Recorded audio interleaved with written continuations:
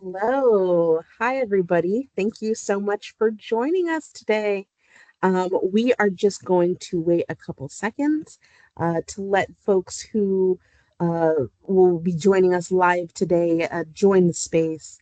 Um, if you're watching this in our video library, I know that can kind of be a little annoying sometimes, but you know, what can I say? Lucky ducks who get to be here live, right? Awesome. Well, my name is Jenna Quinn, and it's my pleasure as the Assistant Director of Alumni and Affinity Engagement to welcome you all to this edition of the 49er Industry Chat Series. Just a couple of quick housekeeping items. We're just going to inform everyone here that's here live that this is being recorded. So really all that really means for you is that this is going to be available to you again on demand on our website at www.csulb.edu/alumni. And since this is a webinar format, we encourage you guys to use that Q&A box that you see there on your screen to submit any questions that you have for our guest speaker. And you don't have to wait till the end.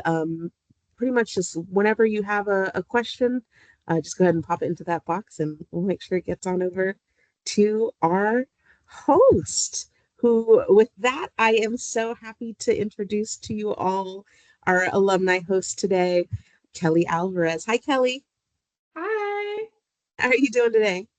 I'm doing well, thanks. How are you? I'm doing great. I'm jazzed. I'm excited.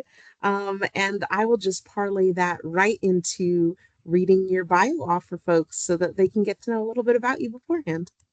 Awesome, sounds good. Okay, great. Well, Kellie Alvarez lives in El Segundo, next door to LAX, with her husband and their French bulldog. They enjoy riding bikes to the beach and exploring the local farmers market. An avid reader, Kellie always keeps her Kindle close at hand, and she began her professional career in retail before transitioning to Amazon, hence the Kindle, uh, where she's worked for over 3 years. In her previous role as a senior business coach, she supported delivery service partners, or DSP, with the Last Mile program, collaborating with DSP owners across Southern and Northern California. Now, as a senior program manager, Kellie focuses on streamlining first mile logistics for, for vendors and sellers inbounding products to Amazon. Well, that is Kellie. I think that sounds so cool. I love that you're an avid reader. I love that you're sporting the Kindle. That rocks. And giving that company some love. But let's just start. Let's start with a little bit of your background. Why don't you tell us a little bit about yourself and your life and your experiences before you came to the beach, and ultimately what led you to come into the beach in the first place? Yeah, I think thank you so much for having me. I'm so excited to be here. I love CSULB has like such a strong place in my heart, and so anything to be able to come back and talk about the school and the impact they had on my life is just really exciting for me. So yeah, I'll tell you a little bit about myself and kind of my journey into where I am now. So I grew up in Southern California. I grew up in the Antelope Valley, which is about an hour and a half away from Cal State Long Beach. And when I graduated high school, I had a few different schools that I was looking at. I did a school tour of Cal State Long Beach, and I fell in love with the campus as soon as I got there. I just felt like I was meant to be there. Luckily for me, I had quite a few friends from my high school who were also going to be going there, so I was able to kind of travel into that first college experience with a lot of people that I went to high school with. So yeah, it was a great experience. College was amazing, and it's one of those things I wish I could go back to. You don't know how good you have it until it's gone. You're right. Yeah, we tell Yeah, our but students I that all the think time. yeah, one thing that I just am so incredibly grateful for, I wouldn't be where I am today without my time at Cal State Long Beach. When I was a senior, Long Beach. I was part of I can't remember what the program is called now, but basically they would like send you emails about like what internships were opening and companies that were looking to hire and things like that. And one of them just seemed really interesting. It was a management and training program for Saks Fifth Avenue off Fifth, which is a department store. And it was an opportunity for me to move across the country. So I moved to New York and I worked there for a little while, and that kind of started my journey into retail and working in department stores and things like that. And if I hadn't have taken that opportunity and really ran with it and, up changed my life, I wouldn't be where I am today. And so I have such gratitude for all of the opportunities that Cal State Long Beach offers to their students and the programs that are available to them. So yeah, it was just a great experience. So happy to be able to talk about it and tell people that they need to be part of those programs because they really are life changing. That's great, and I love that. And we do have, so many opportunities for students to get involved. Usually, through the Career Development Center and other programs of the like. Just looking to get students into those internships. So I'm so glad that you were able to take part in that and really utilize that experience to its fullest. Um, with that, like, you know, how else would you characterize your student experience, right? Were you, in any other kind of like clubs or activities? Did you have like professors or anyone maybe in the program, maybe the internship program, who really made an impact on you? Yeah, so I lived on campus for my entire time that I was there, and for a portion of that, I was an RA. Oh, that's great. The resident halls look a lot different now, so bummed that I don't get to experience how beautiful they are now. But yeah, I was an RA, loved it. Some of the people that I was an RA with are some of my still closest friends, and I graduated many moons ago. I was also President's Ambassador, so I was part of that program where I got to again meet a lot of really ambitious, intelligent, wonderful people who again are still part of my life today. I was also part of the Honor Society. So that was a cool thing to be able to take specific classes where a lot of us have the same classes. So I kind of had a group of people that I took a lot of the same classes with. And then I did some like intramural sports, and I was really involved in the residence hall and campus events and stuff like that. So yeah, I think just being part of President's Ambassadors, I think was probably one of the most influential parts of my time at the school, because it really kind of it's an opportunity for you to meet a lot of people, where we had a lot of speakers come in. It was ways to volunteer throughout the community. Like I said, Long Beach has such a special place in my heart, and to be able to give back in that way, and also to work alongside of other students who cared about the school as much as I did and were as excited to be there as I was. That's great. Well, so, when you were a student and I kind of want to go back to like looking at those internships, right? And kind of exploring that. Um, was was the internship with Saks, was it just like everything that you wanted in everything, was like the be all end all type of internship? Or was it was it maybe something that you kind of fell into? Like, how did you pick an internship that you wanted to pursue and then pursue it? Yeah, I would say something I fell into. So I'll kind of go back a little bit. So I graduated with my bachelor's in supply chain operations management. It's a double major, but you don't have to take extra classes, or it was when I was there, which was something that I was like, oh, that's sweet. Like, hit that double major, but take the same amount of classes. And so it was just something at the time. Supply chain, 10 years ago was like just starting to really become something that was a big deal. It wasn't as, it was just kind of being like, oh, people, we really need to figure out how to make the supply chain across all companies more efficient. And so that's kind of how I started it off. And I chose that internship. There were a few others that I had interviewed for, but this one just seemed really exciting. I love the East Coast and New York especially. And so it was kind of something that I fell into. I thought it would be a really cool opportunity. And I didn't think of it as, oh, I'm going to go into retail and I want to stay in retail forever.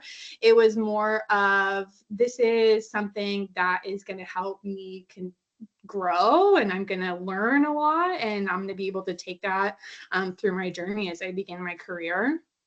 And so at the time I was currently in an internship. I was working in supply as a supply chain intern. That was my title at a small company that's based out of Cyprus, which was actually something that I found through my friends at Kelsie Long Beach. So yeah, it was again something that again I just kind of like fell into. And from Saks Fifth Avenue, I stayed there for a couple years. From there, I moved and was working at Target. I was an executive team lead. I did that for a couple of years. And then from there, I was a district manager with Aldi, where I was managing multiple locations. And all of that to say, you don't have to start off. I didn't go exactly into what my my major was. Like, I was managing a store, the department store. I was learning how to manage people. I was learning how to communicate effectively. And so that was just something that I took as a learning experience. And, I didn't know exactly what I wanted to do or where I wanted to end up. And so I just took it as it's an opportunity for me to grow as a person and grow as a professional. And I really think that's really what led me to the job that I have now at Amazon. And I just really am so thankful for the opportunities that were available. Oh, that's great. And, first, shout out to Aldi. I love Aldi. I have a little keychain on my keys that has the quarter for Yes, Aldi, awesome. so very cool on that one. That makes me excited.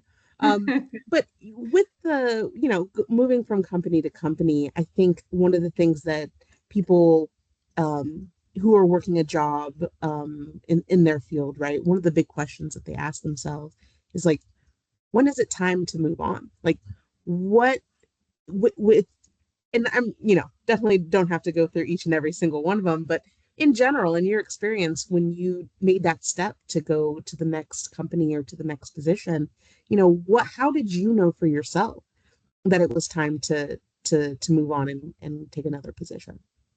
Yeah, that's a great question. I think for me, I always go into it. I'm not going to be married to a company. I think that it's really important to understand if you've met your ceiling, if you've gotten to a point where you're not being challenged anymore. And I think that is something that I have used to help me gauge whether or not it's time to start looking. So I had been working at Saks for a couple years, and I was at a point where I could do the job in my sleep. I wasn't feeling challenged. I wasn't feeling like I was growing anymore. I wasn't feeling like I was developing any new skill set or anything like that. And so I started looking, and I was able to secure a role at Target, and kind of the same thing over and over. And I think I always thought about, like, for me, I didn't know what I wanted to do. I just know that there are certain things that I love working with people. I love working with teams. I love making an impact and being able to see the work that I put in be utilized and actually making a change. And so for me, those are the things that I use to kind of guide my decision making. And also, I think it needs to be said, I wasn't making the money that I felt that I should be making. And so for me, it's worked out really well to move to new companies, because the more often you switch up, I'm not saying switch jobs every 6 months. My cut is usually like 2.5 to 3 years. But if, for instance, if I had stayed at Saks or even Target or Aldi, I would not have been able to utilize my skill set to negotiate a higher salary. So I think that is something that's really important to think about too. And like realizing your worth and coming into interviews or any what have you, looking for a new job or anything like that, negotiating and talking about like, these are the experiences, this is the knowledge, this is my expertise that I can bring to the table. This is how I can impact and influence and lead your business to success. And so those are the types of things that I kind of, like I said, use to guide me when I'm in a position where I feel like it's time to move on. That's so great. It's such a great viewpoint of it all. And so, yeah, thanks for that perspective. But with all that moving, with gathering skill sets, what do you think is like the most useful or transferable or foundational skill that you got as a when your time here at the beach that has served you well in your career moving forward? I would have to say the ability to build and foster relationships.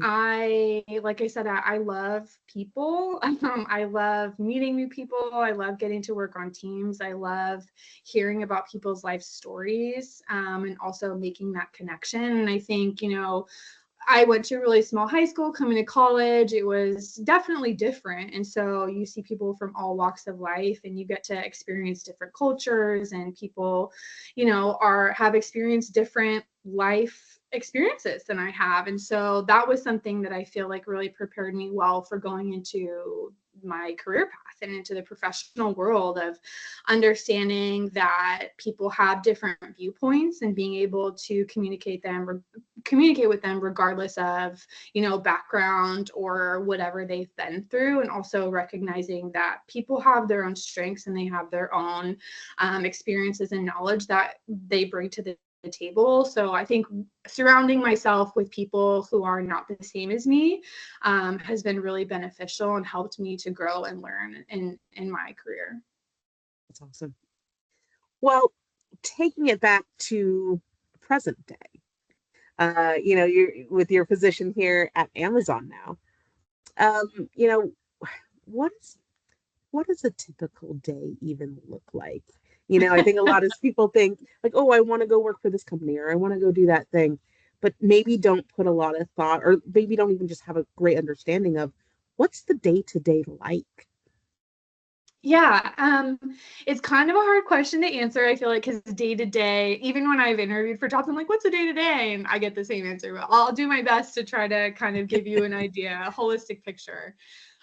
So to give you a little bit idea of my role, so I'm a senior program manager. I work in first mile. So basically, my job is to make the process more efficient for our shippers, and reduce what we call shipper caused defects. So if a shipper says, "Hey, I have my product that's going to be ready on Tuesday," the carrier comes pick it up, it's not there.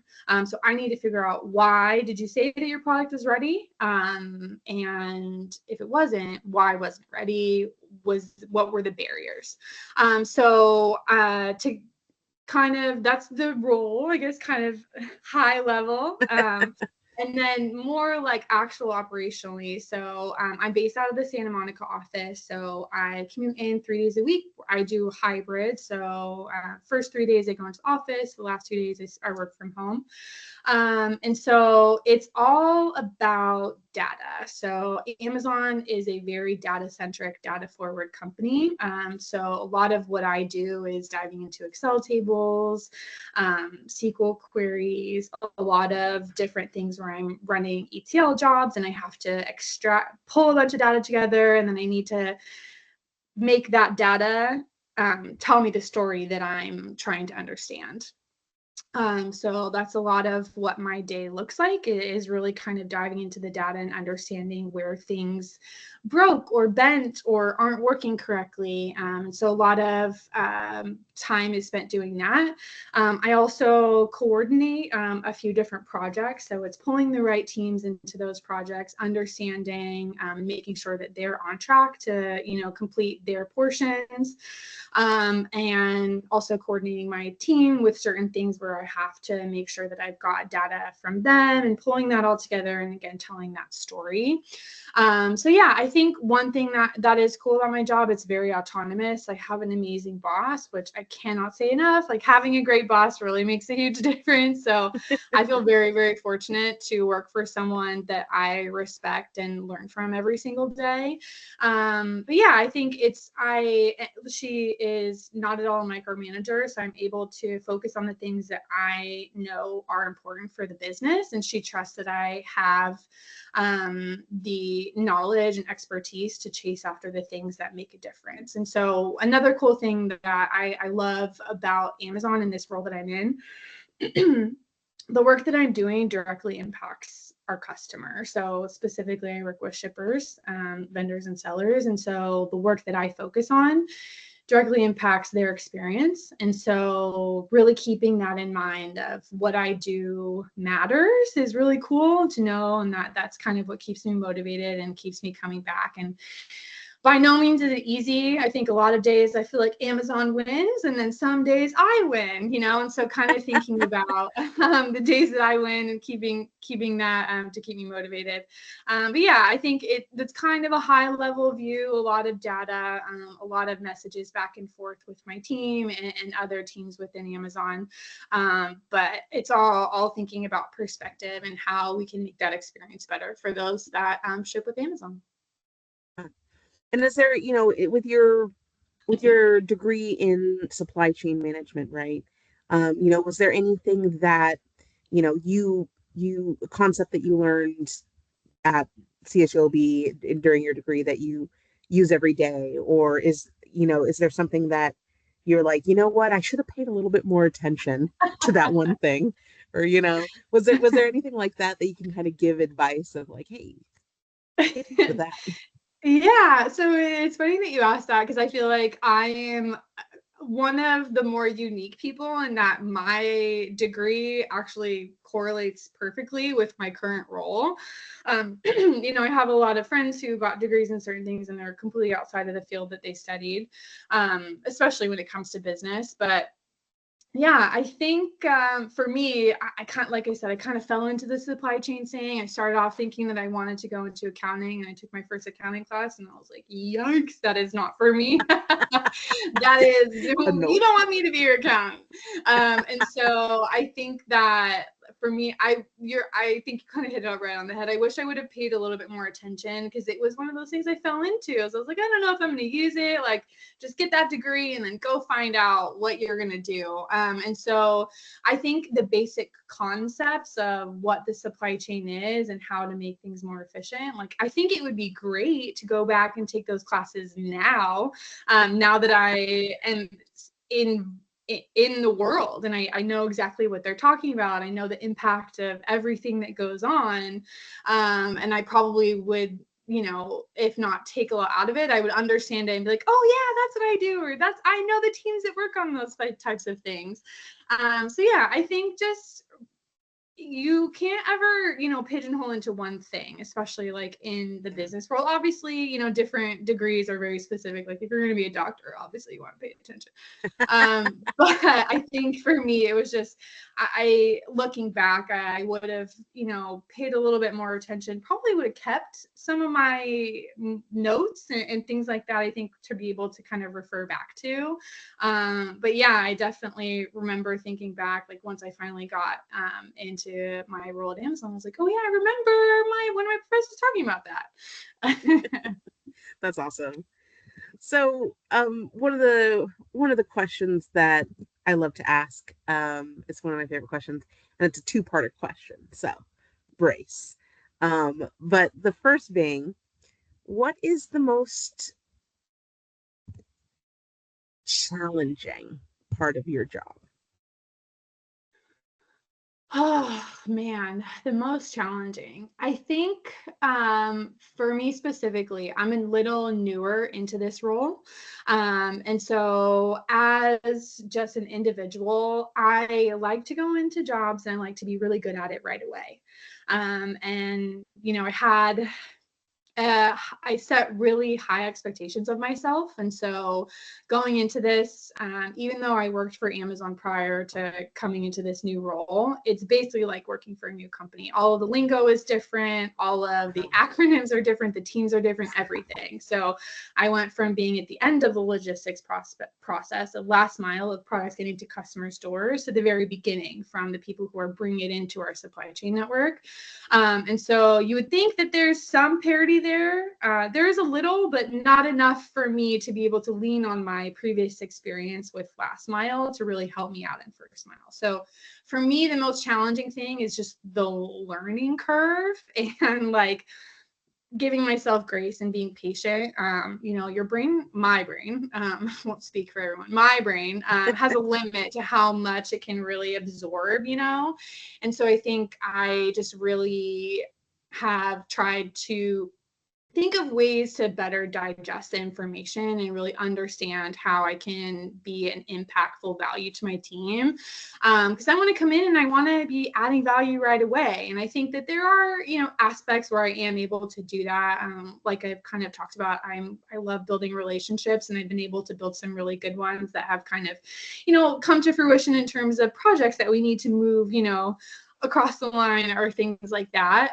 But I would say the most challenging is just trying to learn everything that I need to learn. And I actually got some really good advice from the director of my org. I had a one-on-one with her, and she said to just be an expert at one thing, because you're not going to be able to be an expert at everything. So yeah, obviously I need to be able to do my job, but focus on one thing, one aspect of the business that you're interested in, or needs to be fixed, or can be improved. Focus on that, become an expert in that, and that's something where you can really, really add impact and add value. So that's some advice that I've taken and thought about, okay, what are, kind of looking back, like what are some things I'm really focused on? What can I really, do for my team and our customer and, the company? And that's kind of where I'm at. So hopefully that answers your question. Challenging, always a challenge. Yes, absolutely. And then the other side of that coin, which is, what's the most rewarding? Yeah, I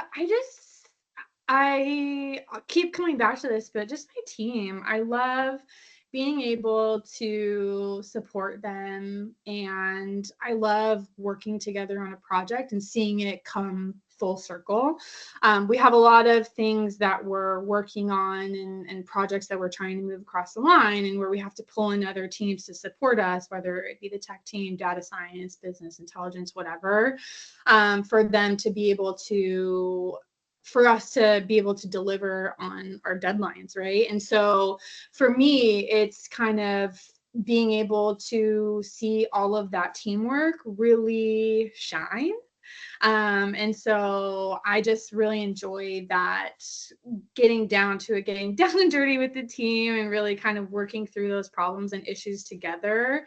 And being newer on the team, I lean a lot on them to kind of help me understand what's going on, because I don't know everything yet, nor will I honestly ever, because Amazon is massive. But I think that's one thing that I love, is just being able to do that. And then also seeing the impact that it has on our customer, and seeing that like we are actually making an impact and making their experience better. Sure, for sure. That's awesome. Um, and Amazon is in fact a huge business, right? It's a huge company. Um, you know, any any thoughts or ideas on the preferences between working for maybe a big large company, or maybe supply chain in a smaller company? Yeah, I think for me, it just worked out that I made it to Amazon. I really enjoy and love the people that I work with. They're some of the most intelligent people I've ever met in my life. A lot of times I'm like, wow, this is crazy how smart all of you people are. And so that there are, because I don't have experience working for a smaller supply chain company, but in my previous role at Amazon, I worked with small business owners who contracted with Amazon. And so I know kind of the differences between, large corporation like Amazon and a small business. And I think it really just depends on what you as an individual are interested in. For me, I was drawn to Amazon because I think they have a lot of ability to impact things for the better.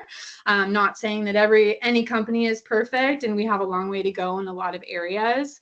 But I think that because Amazon is so large, it has the ability to make really serious change and really impactful change on people's lives. I've seen it firsthand working with the delivery service partners. They're able to contract with Amazon, and they have a business with Amazon, which has allowed them to then open other businesses and support their families and support their community and support the people that they employ. So I think it really just depends on personal preference and what you really feel is important to you. Awesome. So, how important is things like networking and mentorship in supply chain or at Amazon? Super important. So for me, I have an outgoing, enthusiastic personality, but sometimes I get a little nervous thinking about like, oh, I got to put myself out there and meet people. But I always think like that is something where I'm worrying a little bit too much about myself. And I really just need to say most people are willing to help out because they've been in the same situation as you. So I'm very fortunate at Amazon in that they have a lot of internal programs that employees can take advantage of. So for me, I have a mentor through that. I also have previous managers who I worked for that have kind of fallen into that mentorship range just because I really enjoyed working for them. They have a lot of knowledge and experience, even outside of Amazon.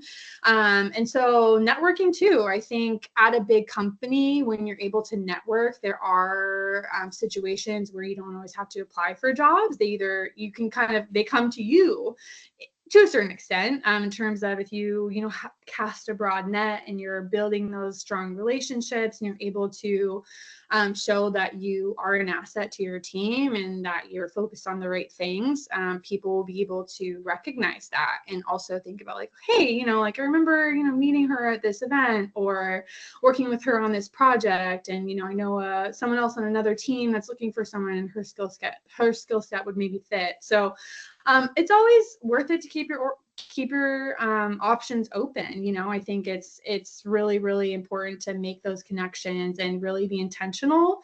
Even, in your personal life too, I have friends who are super intentional and always willing to reach out. And I think how important that is to me. And so I kind of take that into my personal and professional life because I think it's important. People like that connection. And if you're willing to put in the time and effort, it's going to pay dividends. Right. It's awesome. And I really love the way you put like, establishing a difference between a formal mentoring program and like mentorship range. I love that phrase, mentorship range. I'm going to definitely steal that now. Awesome. But yeah, I mean, it, right. I think a lot of people think mentorship is this big, structured, um, you know, big thing where it's a little intimidating and scary. But then there's also mentorship that's not necessarily so formal and so Mm-hmm. structured. Yeah. How is your experience with different types of mentorship and what do you find to be most useful or how do you find those mentors that aren't necessarily mentors, but in that mentorship range? Yeah, I think, kind of like talking about that, I have a mentor that I set up specifically through a mentorship program, right? And one thing, I can't remember where I heard it, probably at a chat at Amazon or something like that, where a mentorship, something of that nature, where you have a specific, like, hey, can you please be my mentor? I'm reaching out to you because you have a skill set and knowledge that I would love to learn from. It's not just a take, it's a give and take. So I think it's also really important to realize that even if you have a mentor that has way more experience in the field or out in a field that you're interested in, or, they're way more tenured or they make a bunch more money than you, or they have more education, just because of that doesn't mean that you don't have anything to bring to the table. So whenever I go into my meetings with my mentor that I have, I'm usually like once every couple months. Um, I think about that and make sure, like, yes, like I appreciate this person who has a lot going on in their life and they've decided to take time away from their busy schedule to meet with me. Also making sure that, yeah, maybe I can also add value to their life. I did give a different perspective or things like that. So that's one way I think about it. And then also kind of ones that are not, that kind of, you kind of just fall into mentorship, I guess. Old bosses or even people that I worked with in previous jobs. I still, am in contact with many of the people at other companies I worked for, my previous role at Amazon, and just kind of bouncing ideas off. It doesn't have to be like, oh, this person, knows so much and has done this for so long. Like, can you be my mentor? It's more about like building those relationships, recognizing that they have experience and knowledge and things that they can add to your life and to maybe, throwing ideas off them. I think it's really important. So I think cultivating those relationships, understanding that you internally also have value, and thinking about what you can also bring to those relationships is also super important. Yeah, no, that's great. That's awesome. And I hope that, everyone takes the advice and gets something in the mentorship range, right? Yeah. So, one of those big things that everybody is talking about, and, rightly so, because it is just impacting every aspect of our life, professional or otherwise, is artificial intelligence. Um, what what is your hot take on artificial intelligence and AI? Is it something that's coming for all of our jobs, or is it something that's going to revolutionize everything in a super great way? I like to look on the bright side of things. So I'm going to say I think it's going to be really beneficial. I think there is still a long way to go. And it definitely has an impact on, my job in a positive way. I think Amazon is kind of trying to be at the forefront of AI technology and, large learning models, machine learning, all of that stuff. And luckily at the company Amazon that I work for, there are a lot of tools and resources that we have to utilize AI to kind of help make our jobs a little bit easier. Um, one of the things that Amazon I talked about were very data centric. We don't do PowerPoint at Amazon. 9 times out of 10, PowerPoint isn't something that we use. It's all about doc writing and basically writing a narrative about how, if you want this thing to be picked up as a project, you need to explain why with a lot of data. So a lot of my job is writing documents and trying to build a case as to why something should happen or why it shouldn't happen or why it should stop. And so AI is a really helpful tool in kind of helping you understand or helping you kind of get your ideas out on paper, and making that easier. Also, a cool thing that we have, like if you're going into a meeting and you have a document that you're supposed to read and you haven't had time, you can upload it and it can summarize it for you. So those are the kind of cool things that I have access to, working for Amazon, that have made my job a little bit easier and made my work a little bit more efficient. Whether or not it's coming for our jobs, I don't think so. I think you still need that human element. I think that machines are only as good as the people who make them, right? And so one of the things that's really interesting, there was a conference a few weeks ago, and a guy on my larger team went to it. And one of the things he said is that it's growing so fast and so rapidly, and machine learning is continuing to grow and advance, that it's getting to a point where if something breaks or something's wrong, they don't know what's happening, because they can't root cause it, because they don't know which part of the machine learning was the part that broke down. So I think there's still a lot of work to do, and that needs to be done in the AI space before we have the conversation around whether or not we're redundant. But yeah, I think it's a cool thing. I definitely think it's worth like playing around with and kind of utilizing and figuring out if it helps make your work more efficient. Because for me, it's been a cool kind of dabble into something that's like, oh wow, like when I was younger, like machines are gonna take over the world. But it is cool to kind of see how it can help make your day to day a little bit easier. Yeah, for sure. And then, another thing is that the how we work, right? And how how we're working, right, tends to change and shift so much ever since, the pandemic. Things have just kind of gone into hyperdrive and have been this way and that way. Um, but Amazon made a pretty public announcement that they're going back all 5 days a week into the office. How do you see that? Not that I'm saying, hey, give some advice to the CEO or anything, but like, how do you think that the workforce in general is going to adapt to that, or the Amazon workforce? Yeah. It's been definitely a tumultuous time since that announcement came out.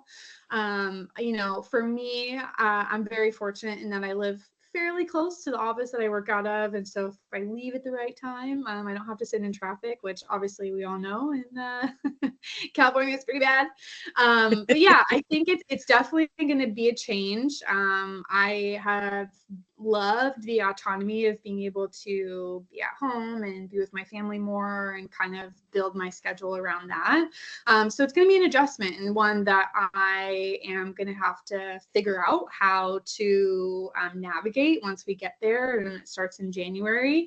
But they talked about, and they came out with the announcement saying that they want more in-person collaboration. The thing that's kind of difficult to swallow. My team is scattered throughout the US. I have one other person on my team that actually works in the office, and usually she works, opposite days and opposite hours, so I don't even really interact with her that much. And so that's kind of harder to see the value in that for my team specifically, because we're literally all across the nation. Some people that I work with are halfway across the world. So yeah, I think for me, trying to stay positive, and advice to students that are heading into the workforce, understanding what the impact of a commute is. I think that a lot of companies maybe aren't doing the whole 5 day a week thing, but they're definitely moving more toward hybrid rather than full remote. And so understanding what that commute looks like for you and for your life, and whether or not that's something that you can manage with where you're living at and where you're working at. But yeah, I like to focus on the positive on my drive. I listen to a lot of audiobooks. I have a lot of podcasts, so I keep that on pretty refreshed. So I get to do Opportunity that to kind of learn. learning. Yeah, it's a good opportunity to learn. Exactly. So focus on the things that are positive, because if you focus too long on the negative, it's just going to turn into negativity anyway. No, fantastic advice. Well, I can't believe it, but we're getting towards the end of our chat. I have no idea how this happened. So, with that, I want to ask you one of the questions that I love to ask as a kind of like a closer upper question, which is, if you had a magic wand or a time machine or something that could get you back to when you were first graduating from the beach, what piece of advice would you give yourself? Hmm. Keep your options open, and be open to change. I think I feel like I did a decent job of doing that. And I also think I would love to tell myself to not be afraid to go after what you're really passionate about. I don't necessarily think being a senior program manager in logistics is something that I want to be forever, but I've learned a lot and I've been challenged a lot. But I think that, you know, we are constantly searching for ways that we can make more money and have a good job and all that stuff. But, I think that it is important to also follow your passions. Work is going to be work at the end of the day. But if you're able to find something in your work that you're a little bit passionate about, it makes it that much more enjoyable. Well, Kellie, thank you so much for your time today, for sharing your story, for sharing, um, you know, i- your journey as to this point. I can tell there is plenty more to come, but I just want to say thank you so much for being here with us today. My pleasure. Thank you so much for having me. I could talk literally all day. So really, really love doing this. Hey, Thanks for I the could invite. I could go another 45 minutes, right? Same. Awesome. Well, for those of you who have joined us today, or who are watching this on the video, in the video library, just want to say thank you for joining us, for listening, and we hope that you got something good out of this. And if there's anyone that you feel like can get something good out of this too, please feel free to share with a friend. We also want to encourage you to keep up to date with us, with CSULB alumni. Visit our website, www.csulb.edu/alumni, to see the next 49er Industry Chat and the next event that we're doing. Um, and follow us on all the social media channels so you can see what we're up to. Drop us a line, say hey. We'd love to engage with you. And hey, maybe we'll do an industry chat with you. But Kellie, if folks wanted to maybe continue the conversation with you or ask you any more burning questions that they may have, what's the best way they can get in touch with you? Yeah, my LinkedIn. I check it pretty often. So yeah, just Kellie Alvarez on LinkedIn. You'll be able to find me. I'm pretty sure the picture is the same one that we showed on these slides, so it shouldn't be hard to miss. But yeah, LinkedIn is the best way to contact me. Awesome. Well, thank you so much, and thank you all. And until next time, we'll see you. Awesome. Thanks. Bye. Bye.